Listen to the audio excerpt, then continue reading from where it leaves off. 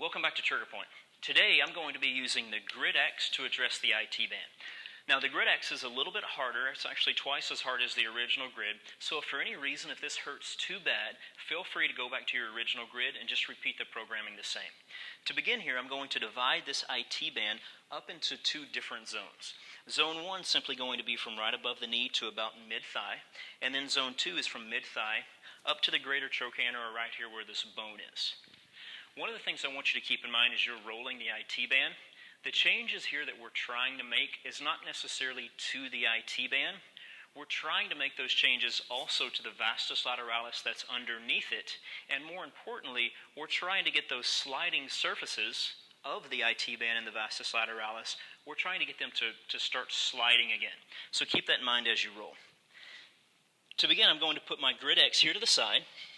I'm going to come into a side position with my Grid X at the bottom of Zone 1, which is really right above the knee. I'm going to put this leg on top so I can help control myself a little bit better. If for some reason you think you need a little bit more pressure, you can stack the legs. I just don't see too many people that need that.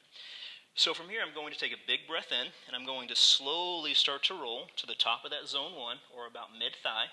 If I find a tender spot, stop and hold. If not, we're going to go right back to the rolling. I'm going to come up. There's 1, back down for 2. Moving about an inch per second. Remember, going too fast really just overexcites pain receptors. There's 3. I have 1 more here. So for 4, I'm going to stop at the top of Zone 1. Now my next move is to perform 4 knee bends, and this is where you're going to have a lot of fun. Be sure you maintain that integrity of the spine. Big breath in. As you release, bend the knee up to about 90 degrees. See my bottom leg here moving. There's 1. There's 2, try to breathe and relax. We have 2 more, 3, and 4. Perfect. You would repeat that same thing up into Zone 2, which is right above Zone 1.